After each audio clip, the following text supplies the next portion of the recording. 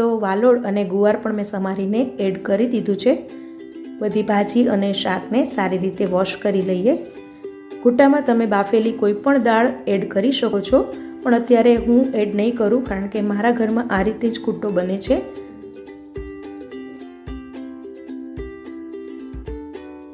ગુટ્ટો ઉકળતા પાણીમાં બધી ભાજી અને શાક નાખીને બનાવવામાં આવતો હોય છે, પણ આપણે સિટીમાં રહેતા હોય અને થોડો ક્વોન્ટિટીમાં ગુટ્ટો બનાવવો હોય તો આપણે કુકરમાં બનાવીએ। તો અત્યારે બધી ભાજી વોશ કરી અને કુકરમાં ટ્રાન્સફર કરી દઈએ। હવે તેમાં 2 સમારેલા રીંગણ એડ કરી દઈએ, સાથે જ અડધો કપ જેટલું સમારેલું કોબીજ એડ કરી દઈએ। તમે અત્યારે ફ્લાવર પણ સાથે એડ કરી શકો છો। મૂળાની ભાજીના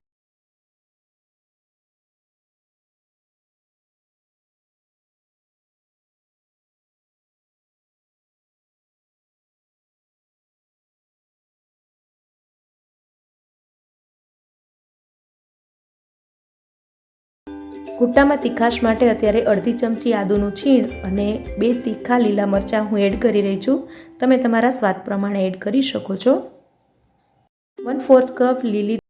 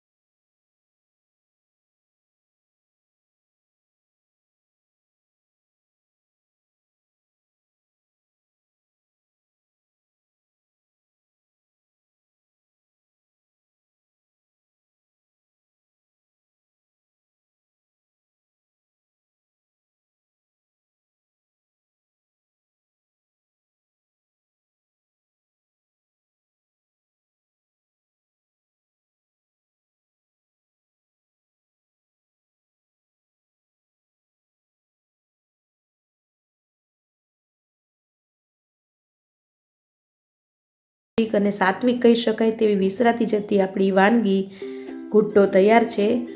જો તમે આ વાનગી તમારા ડાયટ પ્લાનમાં એડ કરવા માંગતા હોય તો ચોક્કસથી કરી શકો છો। રોટલો, ભાખરી કે રોટલીની જરૂર નથી, ફક્ત 1 વાટકી ગુટ્ટો જ ઇનફ છે। તો ફ્રેન્ડ્સ, એકદમ દેશી ભાણું તૈયાર છે। બાજરીના રોટલા સાથે ગુટ્ટો, લસણની ચટણી, મરચાં, મૂળો અને છાશ એકદમ પરફેક્ટ દેશી મેનુ છે। જો તમે ક્યારેય આ મેનુ ટ્રાય ન કર્યો હોય તો ચોક્કસથી ટ્રાય કરજો, અને આ રેસીપી પસંદ આવી હોય તો વિડીયોને શેર કરજો।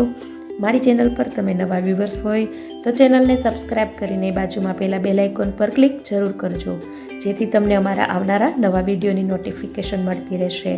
ફરી મળીશું નવી રેસીપી સાથે। Take care, by.